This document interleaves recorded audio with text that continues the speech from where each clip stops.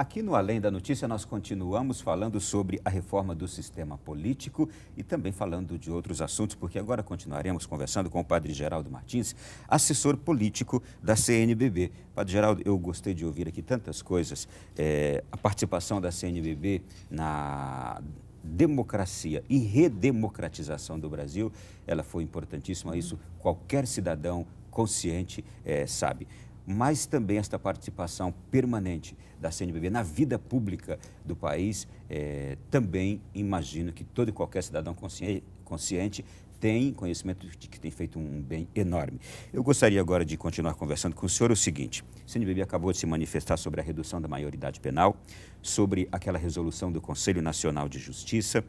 A CNBB foi quem alavancou em grande parte o projeto de lei da ficha limpa, que melhorou e muito, não resolveu, mas melhorou em muito o nosso sistema eleitoral. E, me diga uma coisa, esta participação, de que forma se dá? Como a igreja entende a sua participação nesta vida pública do país? A igreja entende que faz parte da sua missão evangelizadora viver o dia a dia das pessoas.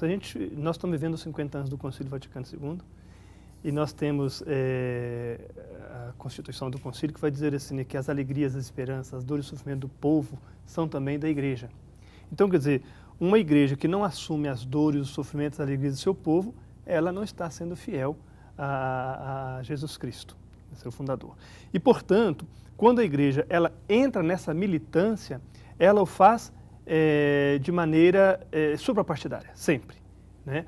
A quem compete militar partidariamente na política? Ao leigo, ao cristão leigo, ao católico leigo. Então, a igreja ela convoca os seus leigos a viverem esta sua vocação na militância política, na perspectiva de transformação mesmo da sociedade, com bases éticas nos valores humanos, valores cristãos e tudo mais. Então, a CNBB, ela procura exatamente manter viva esta consciência de que a igreja tem que ter essa atuação no dia a dia, na vida política do país. Então, você veja bem, a criança e o adolescente, quando você trouxe aí a questão da redução da maioridade penal, a CNBB, ela participou da elaboração do Estatuto da Criança e do Adolescente, de 1990. E através de suas lideranças, da pastoral do menor, da pastoral da criança e tudo mais. E hoje, se a igreja e os organismos, as outras organizações, não continuarem acompanhando tudo isso, todas as conquistas se perdem. Todas as conquistas se perdem, né? Então, a ideia de participação, ela tem sua fundamentação na vocação cristã de toda pessoa batizada. Apenas, Padre Geraldo, uma reflexão agora importante a respeito do que o senhor acaba de nos dizer. Há hoje na sociedade brasileira, segundo já pesquisas realizadas, uma grande parte da sociedade que é a favor dessa redução da maioridade penal. Chega-se inclusive a percentuais em alguns estados brasileiros de 90%. A igreja, ela diz uma palavra que vai na contramão desse anseio popular por causa das angústias e por causa do drama que está vivendo com a violência. Como pretender explicar este posicionamento da igreja de não à redução da maioridade penal para essa gente que está sofrendo, aquilo que o senhor falou, e eu considero importantíssimo, viver o dia a dia das pessoas. Mas que resposta dá para explicar isso a essas pessoas? Primeiro é importante dizer, Ronaldo, que não é só a Igreja Católica, não é só a CNBB que se posiciona contra. Existem outras grandes instituições. OAB, né, a Ordem dos Advogados do Brasil é contra, o Conselho de Psicologia, a Unesco, o Ministério da Justiça, o Governo Federal. Então, quer dizer, não é só a CNBB. Existe todo, se você vai, o CONANDA, que é o Conselho Nacional dos Direitos da Criança e do Adolescente, todas aquelas instituições que trabalham na promoção e defesa dos direitos da criança e do adolescente, como, por exemplo, a ANDI, Visão Mundial. E assim, então, quer dizer, é uma série de grupos e entidades que entendem que reduzir a maioridade penal é atacar efeito e não a causa, e que não resolve o problema. Então, aí há muitos equívocos que precisam ser esclarecidos. Primeiro, a pesquisa que você se refere, ela é sempre feita no momento de comoção. Foi assim em 2007, e foi assim agora, e vai ser sempre assim. Sempre que há um crime que impacta a sociedade, e a mídia, ela promove isto, então, é claro que as pessoas vão ser tomadas por isso. Segundo, passa-se uma ideia equivocada de que há impunidade, de que o adolescente que comete um delito, que está em conflito com a lei, do adolescente infrator, que ele é impune e que o Estatuto passa a mão. Não é verdade. O Estatuto estabelece as medidas socioeducativas e que precisam ser aplicadas. Então, pretender a redução da maioridade penal é, antes de tudo, aceitar a falência do Estado de não dar conta de atacar as causas. E esse Estado, de fato, ele não está dando conta Não está. Não está, porque hoje, por onde que passa? Uma educação de qualidade, que assegure à criança ou adolescente a assimilação dos valores, né?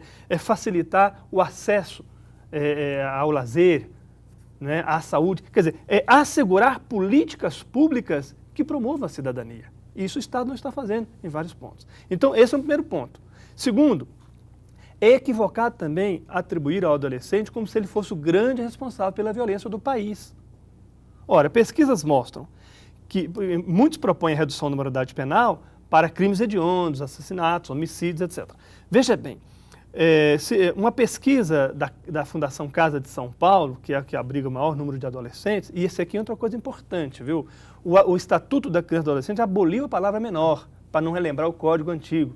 Mas todos continuam falando menor, até porque ele continuou ainda presente em algumas estruturas, né? Mas nós devíamos falar só adolescente infrator, adolescente em conflito com a lei. Essa é a linguagem até para inovar, né? Então, essa Fundação Casa, que recolhe os adolescentes em conflito com a lei, que é uma das maiores do país, mostra o seguinte, que a maior parte dos que estão recolhidos não é por causa de homicídio. Homicídio chega a 0,6%, 0,9%, não chega a 1%. Então, não é verdade dizer que a onda de violência que está aí é por causa do adolescente, né? Terceiro, nós não temos um sistema prisional que recupere as pessoas. As cadeias hoje, elas são submundos do crime, todo mundo diz isso. A pessoa que sai lá, que vai para lá, ela sai formada para o crime, né? Então, existem muitos criminalistas que falam isso com muita clareza. Além do mais, nós já temos uma superlotação das prisões. Hoje o Brasil tem um número de mais de 500 mil presidiários e há um déficit de vagas de 200 mil, para você ter uma ideia, né? Então tem todas essas questões. Agora, como fazer as pessoas entenderem isso? É mostrar essas diferenças. Quer dizer, o princípio, a doutrina do Estatuto da Criança e do Adolescente, qual é? É a de que o adolescente ele é um ser recuperável. Então, as medidas socioeducativas são nessa perspectiva de recuperar o adolescente. Agora, se essas medidas socioeducativas não estão sendo aplicadas, então não tem como recuperar mesmo. Não tem. Aí se culpa o Estado. Aí está aí a parte do Estado que não vem sendo cumprida. A Pastoral do Menor, há tempos, fez uma parceria com a Secretaria de Direitos Humanos da Presidência da República exatamente para estimular a aplicação das medidas socioeducativas. E existem experiências muito sérias e positivas. A reincidência daqueles que passam pela aplicação séria das medidas socioeducativas é muito pequena. Existem estudos do Unicef que revelam isso. Eu vou apenas pedir ao senhor que repita. Menos de 1%, então, dos crimes praticados hoje são esses crimes praticados pelos menores. De homicídios. De homicídios. Dos adolescentes que hoje, em conflito com a lei, que o infrator que estão recolhidos na Fundação Casa, em São Paulo, menos de 1% está lá por causa de homicídio. Bem, e eu trago um outro dado aqui agora. Eu sempre gosto de enfatizar quando a gente volta a falar desses assuntos todos. 80% de todo crime praticado no Brasil é praticado por motivação das drogas. Exato. E todo, seja por adulto, seja por menor. 80% de todo crime praticado no Brasil é praticado por alguém que ou consome droga, ou já consumiu, ou está praticando aquele crime porque quer consumir e quer ter dinheiro para consumi-la. Ronaldo, é importante falar uma outra coisa importante aqui. Pesquisa do Unicef, feita em 54 países, revelou o seguinte, que dos 54, 42 países adotam a maioridade de 18 anos ou mais. Então, o Brasil não está na contramão, pelo contrário. Se ele passa para reduzir a maioridade penal, aí ele vai na contramão desta grande maioria dos países. E são países do primeiro mundo. Entendi. Padre Geraldo, esta atuação política da CNBB, ela traz, por exemplo, numa questão como esta, ela traz, às vezes, um desgaste. Mas eu tenho certeza que a forma de atuar, sempre que conhecida, ela torna o cidadão muito mais consciente. É este o grande objetivo, tornar o cidadão consciente e conhecedor de uma verdade que às vezes está camuflada. Exatamente. E que ele conheça a verdade. Porque hoje também nós sabemos que, embora a gente tenha muita informação, né, esse é o grande problema hoje. Às vezes a pessoa não tem a informação. Eu fico vendo, às vezes, nessa questão da redução da maioridade penal, a que você se referiu ainda há pouco. Eu tenho acompanhado um pouco as reportagens da nossa mídia. É extremamente tendenciosa. É extremamente tendenciosa. Ela quer, de fato, passar a imagem de que só o adolescente que provoca violência. E que ele não é punido. Então, quer dizer, a mídia hoje, e a gente vê isso muito, ela contribui para que a pessoa tenha apenas uma leitura, ou a leitura unilateral de uma realidade ampla. Ninguém está passando a mão na cabeça deles, não. Mas é preciso olhar a realidade como ela se apresenta também, né? Então, quando a igreja no Brasil, ela trabalha essas questões, na questão indígena é a mesma coisa, na questão dos quilombolas, das comunidades tradicionais. Veja, o Congresso hoje ele tem tantas questões que ferem direitos, como, por exemplo, a PEC 215, que retira do Poder Executivo a demarcação de terras que é assegurada pela Constituição Federal e quer transferir isso para o Congresso Nacional, atendendo a interesses de quem? Da bancada ruralista que está ali e que tem uma concepção equivocada de terra e acha que é muita terra para pouco índio, por exemplo. Estou dando um exemplo. Na questão, nós estávamos falando aqui de projetos de lei de iniciativa popular. Existem vários correndo no país. Eu citei aquele Saúde Mais 10, que é aquele que propõe que 10% da arrecadação do país sejam aplicados na saúde, mas existe também um projeto de lei de iniciativa popular para o reconhecimento das terras de comunidades tradicionais, territórios, né? E vários outros projetos de lei de iniciativa popular estão tramitando por aí. A gente não consegue acompanhar todos, mas tudo isso é visando o quê? O fortalecimento da cidadania e da democracia no país. Apenas para concluir, já estamos chegando ao final do programa, e para sermos fiéis à temática, agora eu peço ao senhor que me diga o grande esforço da CNBB para essa reforma política, a intenção da CNBB. O doutor Marcelo falou agora de uma grande mobilização popular em prol disso. É este também o pensamento da CNBB? A CNBB hoje ela integra o movimento de combate à corrupção eleitoral. O doutor Marcelo é que representa a CNBB neste movimento. E o movimento ele está, digamos assim, acordando quais são os pontos do projeto de lei de iniciativa popular que vamos levar à rua. Um ponto já é consenso, que é a questão do financiamento democrático da campanha. Outro ponto que é para ser discutido é o que o doutor Marcelo trouxe aqui, que é a questão do sistema eleitoral. Vamos manter lista aberta, lista fechada? Alguma outra ideia que, digamos, sintetize tudo isso? Agora, a CNBB está convencida de que um projeto de lei de iniciativa popular não deve ter muitos pontos, porque ele tem também uma finalidade pedagógica. Para não perder um foco também. Exatamente. Nós não queremos que a pessoa, o eleitor, assine por assinar.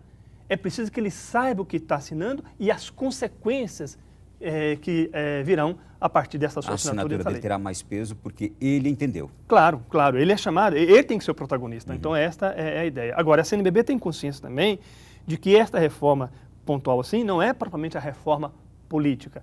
É a reforma do sistema eleitoral, mas para alcançar o todo, indo por projetos de iniciativa popular, a CNBB entende que deve ir passo a passo. Se chega ao topo.